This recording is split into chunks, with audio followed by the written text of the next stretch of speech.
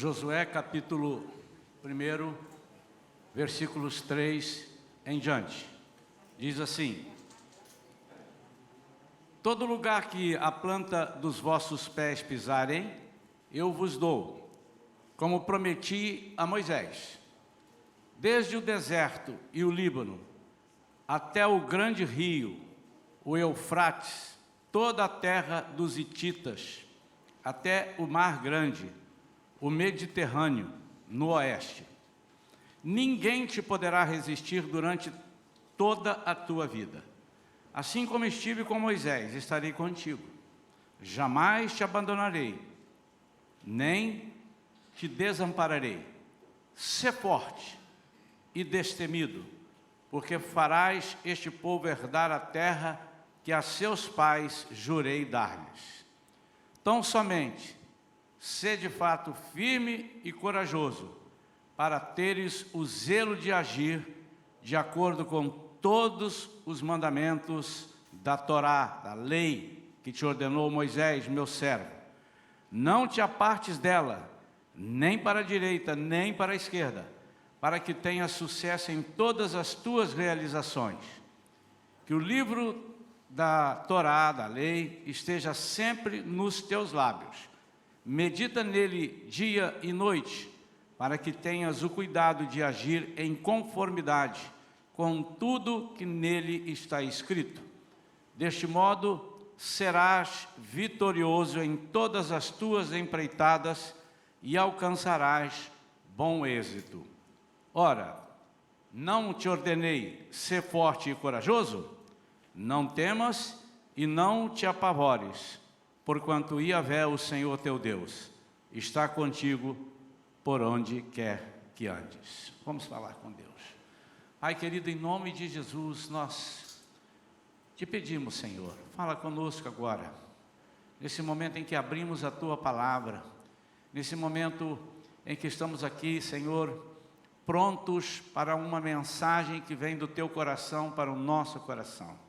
Por isso, Senhor, tira de nós toda preocupação, tudo aquilo que está fazendo com que eu possa vir a fazer, tirar o nosso foco. Senhor, conserta o nosso foco, para que nós estejamos centrados em Ti, como foi lido aqui no início, Senhor, que nós estejamos calados para outras coisas, para que possamos ouvir a Tua voz, somente a Tua voz. Nós oramos em nome de Jesus. Amém. Há uma pergunta que, se for feita, ela parece uma pergunta desnecessária, né? Que todos vão responder a mesma coisa. Você quer vitória? Amém.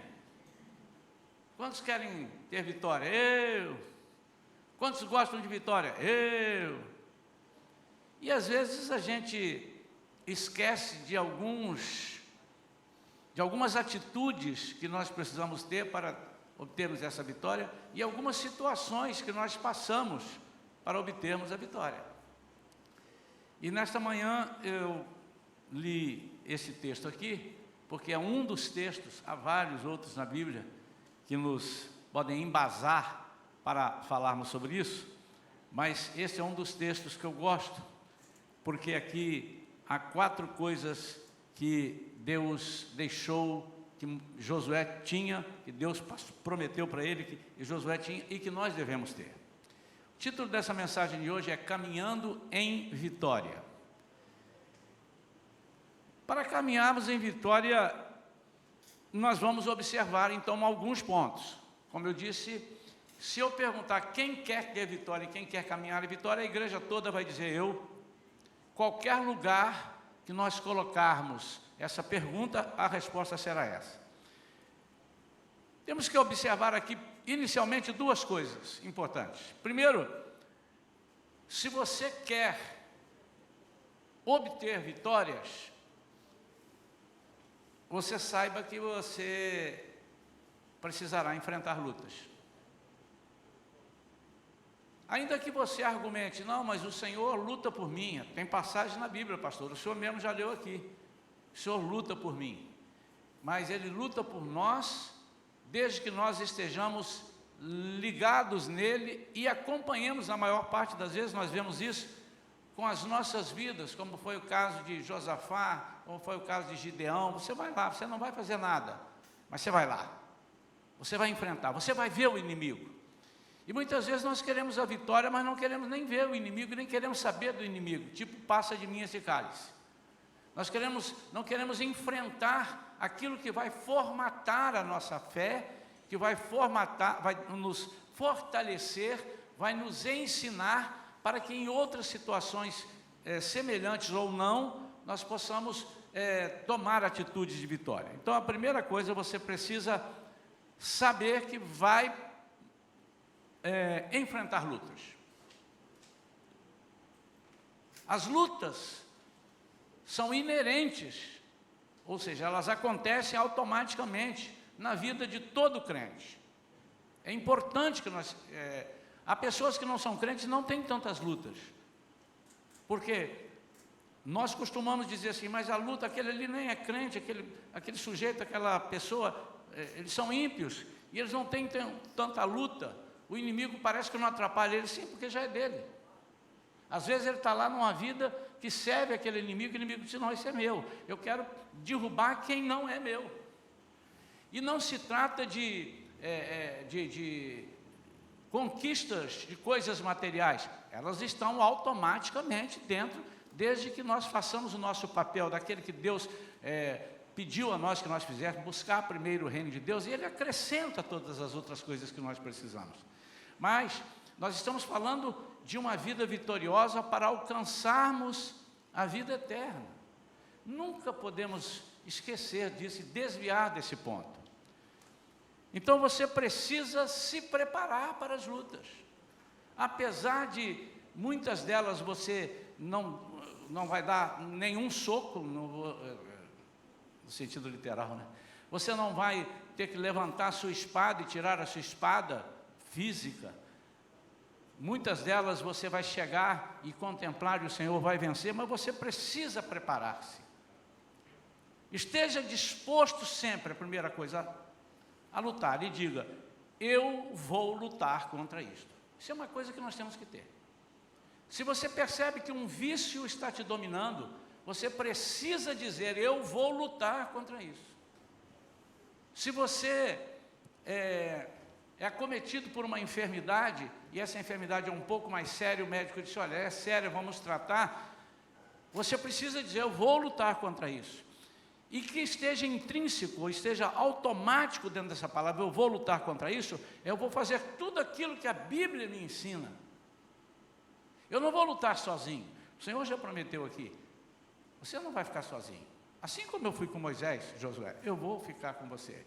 E como o contexto disso daqui, nós veremos um pouquinho mais à frente, é uma promessa que o Senhor está fazendo para um objetivo final de levar o povo para a terra prometida. Ele está dizendo, fique tranquilo que até vocês chegarem lá, eu estarei com vocês. Mas nós precisamos conhecer os inimigos. Não entre nunca despreparado numa luta. Para isso você deve conhecer os propósitos do seu adversário. Há muita gente que entra na luta somente pela fé. Eu coloquei aqui um aspas, somente pela, pastor, mas a fé é tudo. Sim, queridos, mas às vezes você só entra com a fé. Você não sabe o que está acontecendo. Você não estudou as artimanhas do maligno. Você não sabe o que aquilo pode fazer e de repente a sua fé vai lá embaixo. Porque você não está conhecendo os propósitos, primeiro de Deus, que você passe por uma determinada situação. Segundo, você não está conhecendo o que o inimigo está fazendo. Você está entrando com a fé, mas você não sabe nem onde estão os seus inimigos, nem onde o perigo é maior. Então, não entrar somente com a fé não significa que a fé é desprezível, não, ela é tudo. Mas além da fé, você precisa saber por que você está lutando e contra quem você está lutando. Se você não souber contra quem você está lutando, você pode estar dando tiro a esmo. Você pode estar atacando inimigos que às vezes nem estão te atacando naquele momento, você está gastando munição com outras coisas. É importante que nós saibamos, é importante que, além da nossa fé, nós conheçamos as artimanhas do nosso inimigo. Sabemos que essas lutas, essas batalhas são espirituais, aprendemos tudo isso. E elas são espirituais, elas podem atacar, sim, a nossa carne, mas elas também podem atacar a nossa alma, e elas podem atacar o nosso espírito. Então, aqui vão alguns conselhos, e depois nós finalizaremos por que Josué toma posse disso, e o que ele tinha na mão, quais eram as principais 4 armas que Josué tinha na mão. Primeiro conselho: treine desprezar as coisas da carne.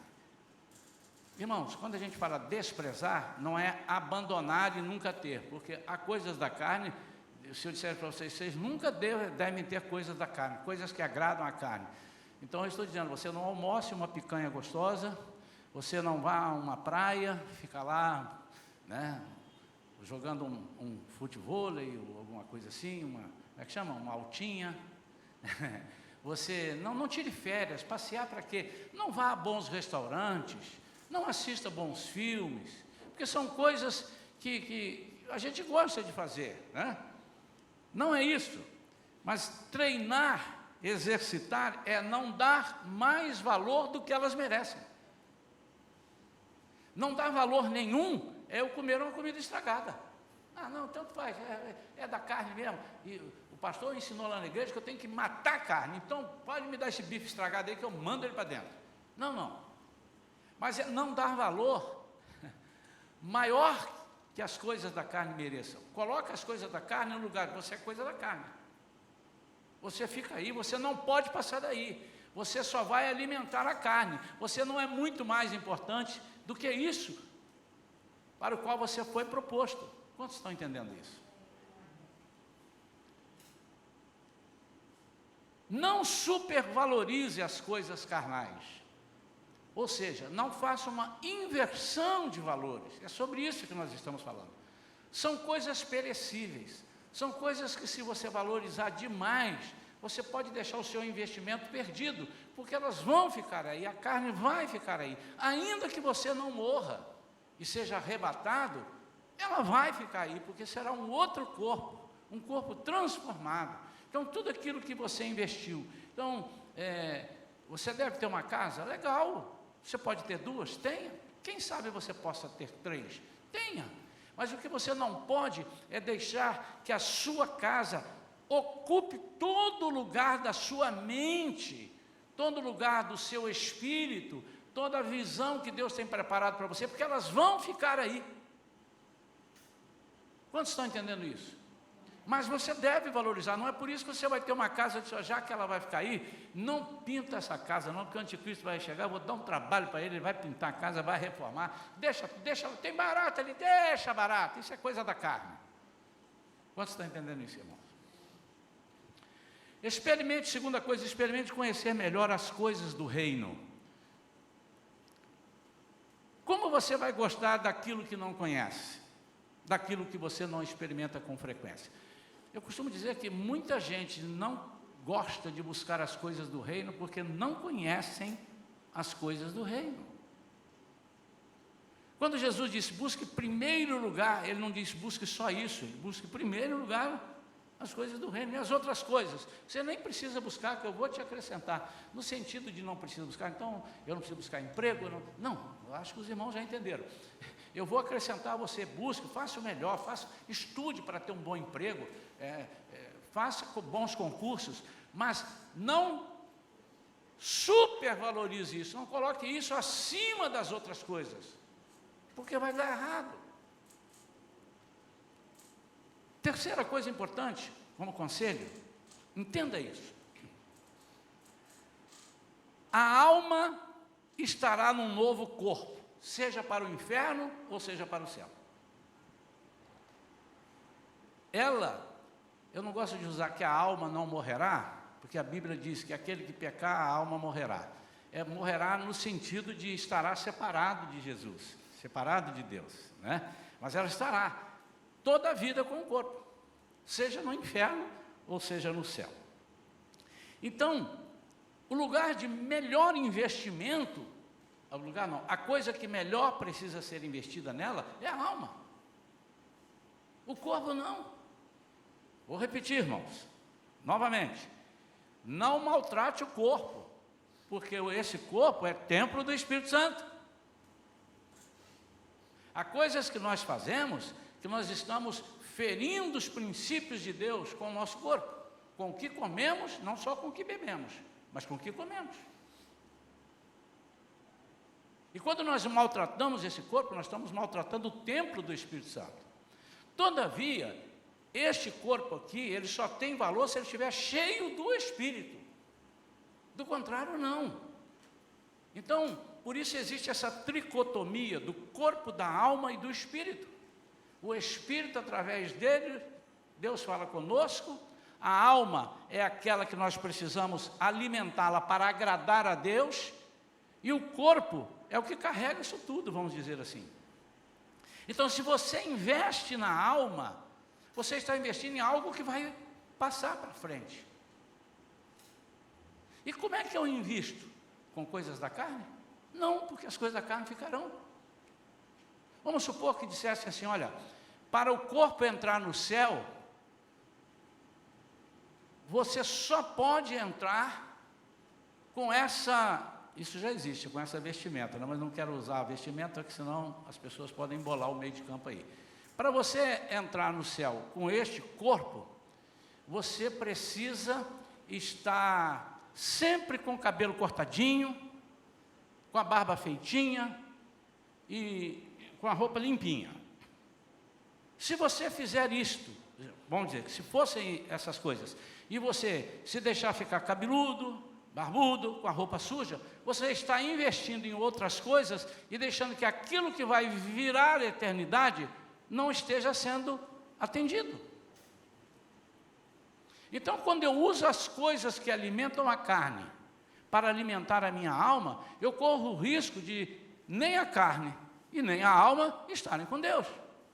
A carne vai entrar um outro corpo glorioso, que é diferente deste, e a alma pegará esse corpo e estará separado de Deus. Então, nós temos que aprender a investir na alma com coisas que vão estar lá onde a alma vai estar. Bom, se eu quero estar no inferno, então eu visto para a minha alma com coisas do inferno.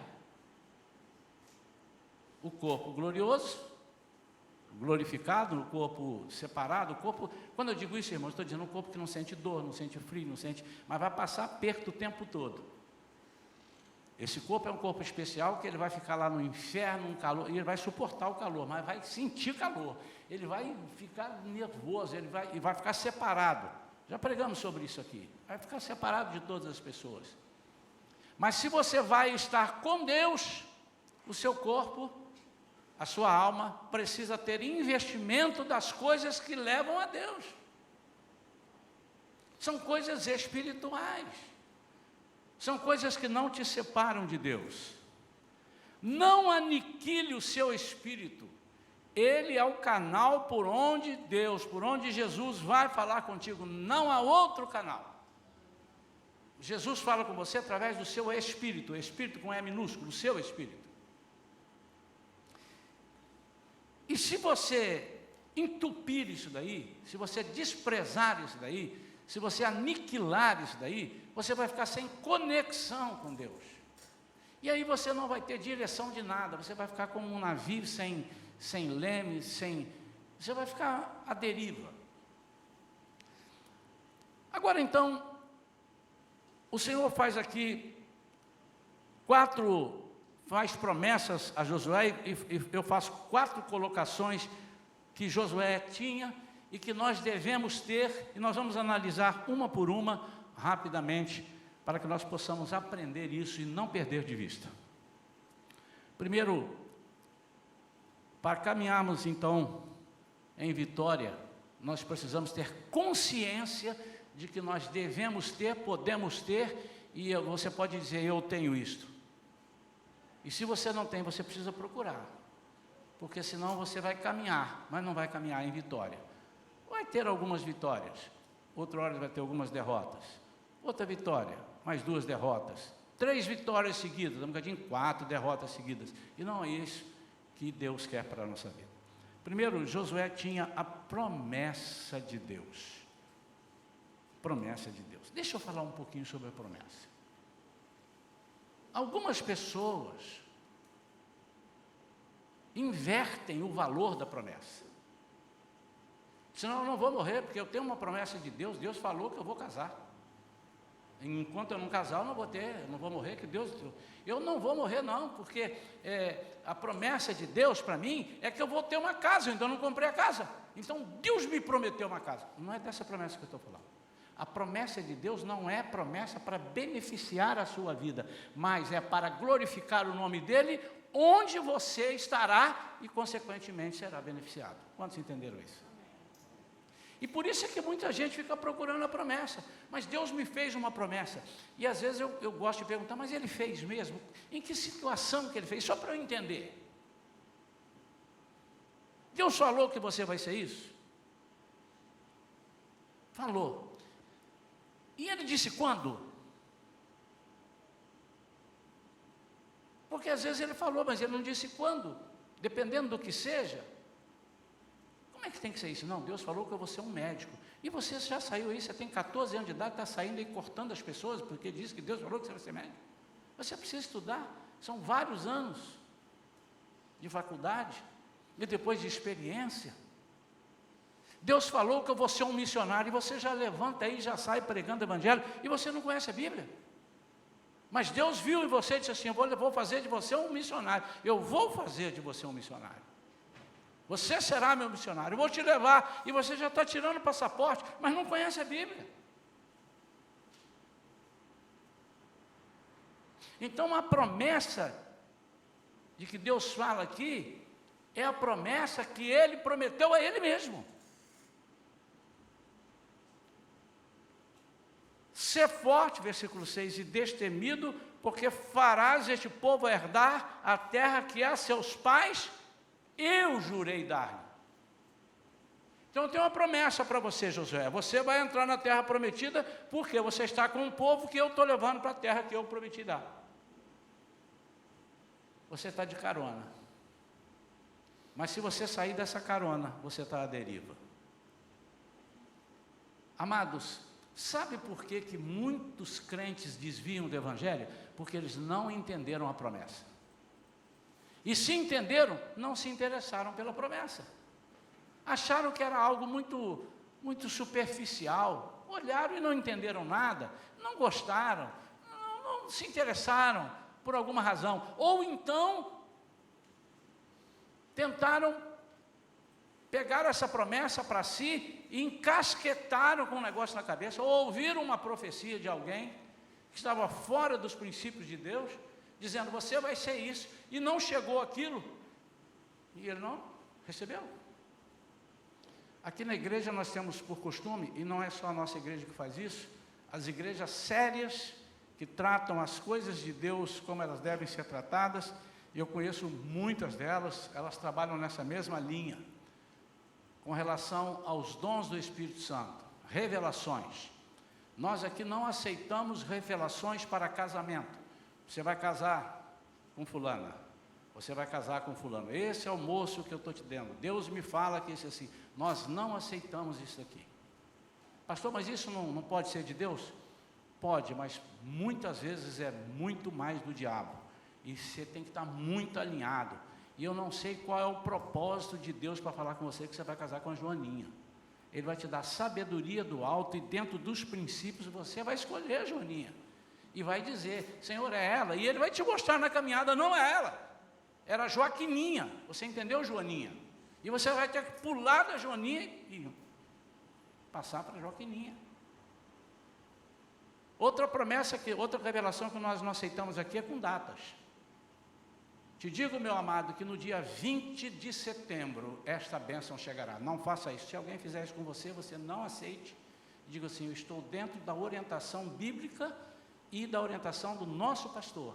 Se eu estou nesse rebanho, eu tenho que ser orientado pelo que a nossa igreja orienta. Isso está fora da Bíblia. Jesus disse, quando os discípulos perguntaram, então será esse tempo? Ele disse, a Deus só a Ele compete saber os tempos e datas. Mas Deus pode me falar. Irmãos, deixa eu dizer uma coisa a você, duvido muito que Deus tenha interesse de te dar uma data. Por quê? Porque nós somos muito fracos para receber datas. Se Ele me dá uma data 20 de setembro, e é uma coisa boa, eu já vou deitar na sopa e não vou fazer mais nada, vou esperar o dia 20 de setembro chegar. 20 de setembro, agora que eu estou percebendo, é o aniversário da minha esposa. Eu nem, sinceramente, não dei uma data aqui. Podia ser 27 de abril, que é o meu, né? Mas eu estou valorizando mais ela, e pronto.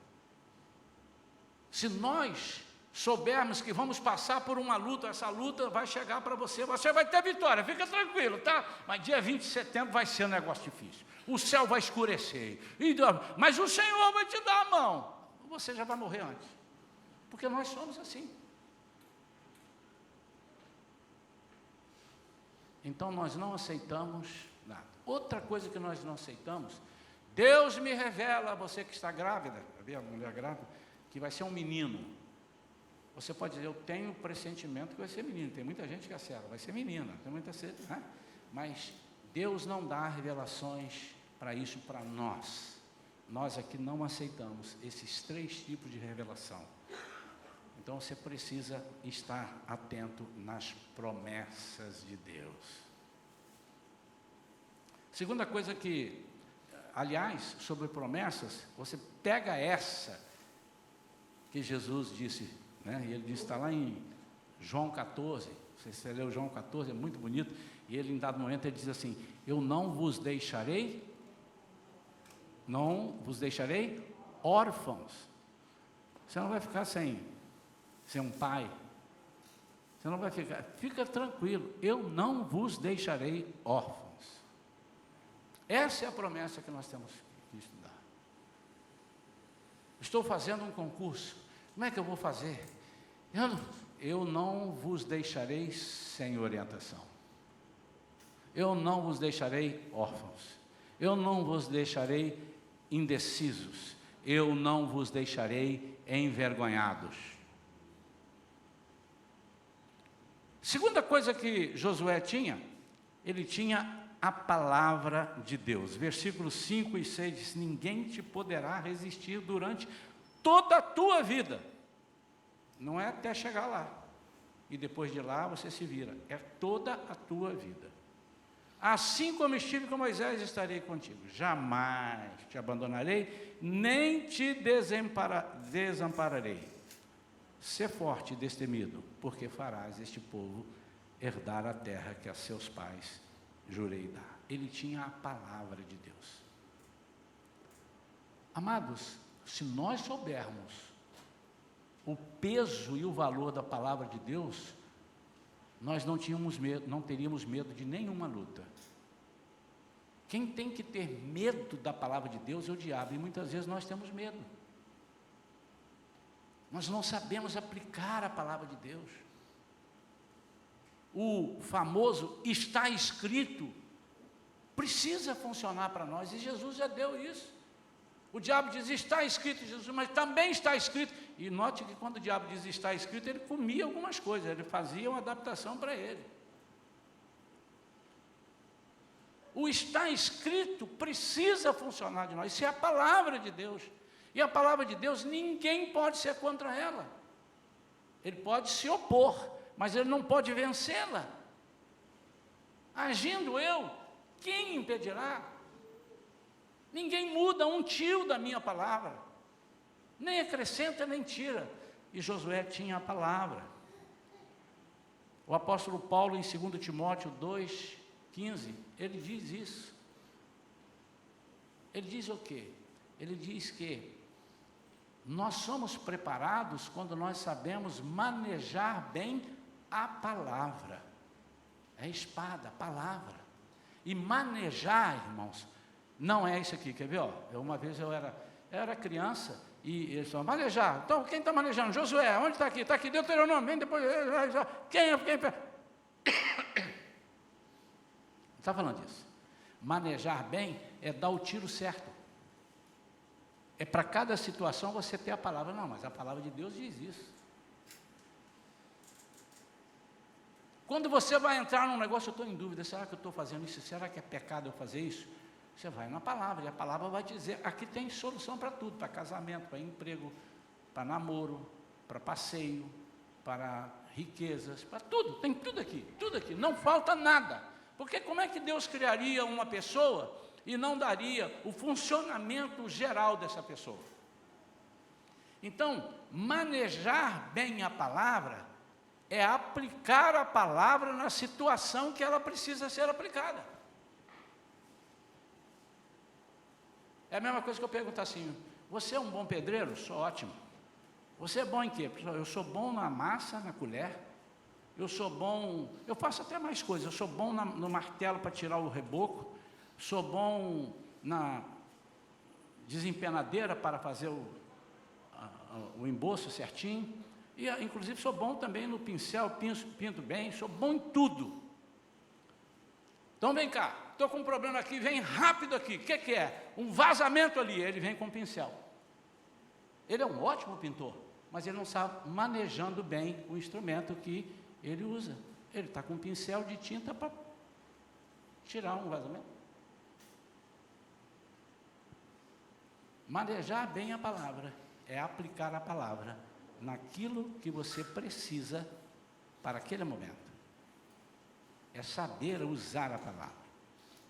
Não pegar versículos soltos, mas pegar dentro de um contexto. Terceira coisa que Josué tinha, ele tinha a ajuda de Deus. Mas não somente na viagem, mas por toda a sua vida. Ele diz aqui o versículo 5, ninguém te poderá resistir durante toda a tua vida. Às vezes, amados, nós agimos como se fôssemos órfãos. Às vezes agimos como se nós não tivéssemos ajuda de ninguém. E muito menos de Deus. Aliás, Deus é um ser tão distante da gente, às vezes, que nós estamos pensando. Não é o meu caso não, viu, irmão? Eu creio que não seja o caso de nenhum de vocês. Mas às vezes nós agimos como se Deus fosse algo muito distante. E Ele se tornou muito próximo de nós quando Jesus morreu e nos deu a possibilidade de entrar diretamente nele, em nome de Jesus. Mas você tenha cuidado, que às vezes nós entramos na presença de Deus como se estivéssemos entrando na presença de qualquer subalterno. Ele ainda é Deus, apesar de Ele ter te permitido entrar, você entra sabendo que Ele é Deus. Mas Ele nos ajuda. Em João ainda 14, Jesus dizendo nessa oração, Ele diz que o Espírito Santo nos ensinará todas as coisas. Quantos aqui vocês aprenderam alguma coisa sozinhos, assim, olhando assim, e aprendi, ninguém me ensinou a aprender? Já aconteceu isso com vocês ou só comigo? Agora eu falei só comigo, alguns se animaram, levantaram a mão. Acho que muita gente aprendeu sozinho. Não estou dizendo assim, eu vi minha mãe fazer, depois eu aprendi sozinha, porque eu vi ela fazer. Não, você viu ela fazer, foi lá e... Mas algo assim, como é que faz isso? Não sei. Você já pegou alguma coisa que você, meu Deus, como é que eu saio dessa situação? Aí, saí. O Espírito Santo. Às vezes você nem estava pedindo, Espírito Santo, me ensina como é que eu mexo nisso aqui. Se você falar, então, meu irmão, vem numa velocidade, é um negócio tremendo.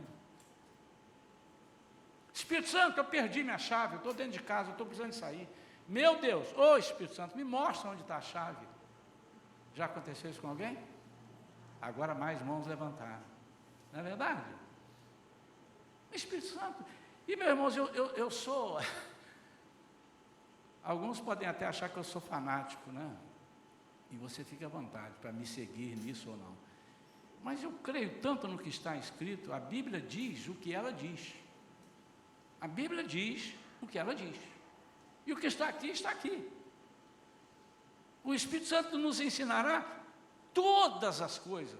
Irmãos, o que é que são todas as coisas? Você quer ver uma coisa que você nunca percebeu e o Espírito Santo te ensina? A não ser que você não queira aprender. E muitos não querem e não aprendem. Quando você casa, eu estou dizendo casamento pela primeira vez. Quando você casa, você já tinha casado? Não. E aí vem o filho, você já era pai? Não. Coisas que a gente não percebe. O Espírito Santo ensina. Ensina a ser pai, ensina o casamento. Mas nós temos que estar ligados nele, com a promessa. Ele disse, olha, eu estou te dando uma companheira para vocês dois juntos e mais os filhos depois, todos estarem comigo lá na Jerusalém Celestial. Ele tinha a palavra de Deus, ele tinha a ajuda de Deus. A quarta e última coisa, ele tinha a presença de Deus. Ora, não te ordenei? Versículo 9. Sê forte e corajoso. Não temas e não te apavores, porquanto Yahvé, o Senhor teu Deus, está contigo por onde quer que andes. Opa, então significa que se eu vou lá para o inferninho, lá para a boate, ele está comigo? Se você observar a promessa de Deus, a palavra de Deus e a ajuda de Deus, você não vai estar lá. Então eu posso dizer, onde quer que você estiver, baseado nessas três coisas que eu falei primeiro, e que ele falou para Josué, ele estará contigo. E faz uma diferença absurda, irmãos. Quem está contigo? Deus. Não mexe. O diabo sabe. Aliás, eu estava estudando um dia desse e vi um comentário e falei, meu Deus, eu nunca pensei nisso. Nunca pensei nisso. Você sabia que entre o domínio do diabo, o território dele, a tribo dele, o pessoal, não existe ateu? Você não conhece um diabo que seja ateu. Sabiam disso? Olha que coisa interessante. Mas entre o povo de Deus, ou entre os povos que se dizem cristãos, nós achamos ateus. Mas o diabo, ele conhece Deus e diz, acho que em Tiago, se não me engano, ele treme, ele conhece a Deus, ele crê em tudo e treme. Mas isso não está na pregação, não. A presença de Deus, está na pregação sim, não estava no meu esboço. A presença de Deus assusta qualquer inimigo. Isso é preciso demais. Se Deus é por nós, é nesse sentido. Você tem que ter medo de quem? Ah, mas tem gente que é contra nós, pastor. Sim, é problema dele, ele é que está com problema. É ele que está com problema, não sou eu. Ele que está contra nós, ele é que está com problema. Por quê? A presença de Deus. Estarei convosco até a consumação do século. Sabe o que significa isso? Mateus 28, 20, Jesus diz, estarei convosco até a consumação do século. Sabe o que significa isso? Enquanto vocês estiverem precisando de ajuda porque não sabem resolver, eu estarei com vocês. Depois, quando vocês estiverem, quando tudo for consumado, que vocês estiverem comigo no céu, aí vocês já estarão lá mesmo, direto, né? E não tem negócio de guerra, tristeza, angústia e tal, lá está todo mundo muito bem. Então, até o final do milênio, que vocês ainda vão precisar, porque no final do milênio vai ter gente que vai debandar para outro canto, até lá eu estarei com vocês. Depois vocês estarão comigo para sempre. Esse estarei com vocês, estarei ajudando vocês. Depois não vai precisar mais. Estaremos no céu com ele. Não vamos precisar das ajudas que precisamos hoje, é nesse sentido. Vamos aprender com ele, vamos conviver com ele, mas não vamos precisar de libertação no céu. Vamos precisar de, me salva aqui, Senhor. Não vai precisar disso. Quero orar pela sua vida, meu amado. Queria que nós todos ficássemos de pé agora e que nós colocássemos diante de Deus essas 4 coisas que eu falei no final. A promessa de Deus, não a sua promessa pessoal, meu amado. Não pense em você, não seja egocêntrico, seja cristocêntrico. Então, a promessa de Deus, a palavra de Deus, a ajuda de Deus e a presença de Deus. Uau! Moisés disse lá no deserto, Deus falou para ele, Pode ir. Vou levar vocês para entrar agora na terra. Vou mandar um anjão aqui, um anjo especial. E ele vai com vocês até lá dentro. E Moisés, embora no deserto, disse: não nos faça sair daqui, se o Senhor não for conosco. Pai, em nome de Jesus, que esta palavra, essa mensagem nessa manhã, nos anime. Senhor, nós temos a Tua promessa e ela não falha. O Senhor não vai voltar atrás. O Senhor construiu um céu e uma terra especial aí para nós, um lugar celestial. E o Senhor vai nos levar, e até que lá cheguemos, nós contamos com isso tudo aqui. Primeiro a promessa, contamos com a Tua palavra, que nos faz guerrear aqui até lá chegarmos, com a Tua ajuda. Senhor, há momentos que nós não sabemos onde irmos, o que fazermos. Há momentos, Senhor, que por uma pequena coisa nós nos desesperamos. Mas aí nós contamos com a Tua ajuda. Eu te ajudo, eu te seguro pela Tua mão direita. Senhor, e nós temos agora a outra promessa, a outra palavra, a Tua presença. Ô Senhor, como é ruim ficar sem a Tua presença. E é isso que vai fazer a diferença no inferno, porque o Senhor não estará no inferno. A Tua ausência de Deus vai ser o pior lugar do mundo, e é no inferno. Ô Senhor, a Tua presença é algo que nós às vezes desvalorizamos, não no sentido de não quero Deus comigo, sai daqui Deus, não quero a Tua presença. Nunca ninguém acha que falou isso, mas é nós não lembrarmos que o Senhor está conosco. Pai, ajuda-nos a lembrar que o anjo do Senhor acampa-se ao redor daqueles que o temem e os livra. Pai, a Tua presença é mais do que o anjo do Senhor acampado, é algo que está dentro de nós até a consumação dos séculos. Se nesta manhã, Pai, alguma pessoa está desesperada, seja aqui na igreja ou seja fora, alcançando pela nossa gravação, que o Senhor agora restaure a sua alma, o seu espírito que está abalado, e coloque um espírito inabalável. Senhor, que o Senhor conceda as vitórias que eles precisam, mas ensine-lhes, Senhor, nesta manhã, ensine que toda luta tem a sua promessa, tem a sua presença, a sua palavra e a sua ajuda. Senhor, em nome de Jesus, se há alguém desesperado por alguma situação que está por passar e não consegue fazer sozinho, manifeste-se para ele, Senhor. Mostre a Tua presença. Vem com Teu poder e com a ação do Teu Espírito Santo sobre essas vidas, Senhor.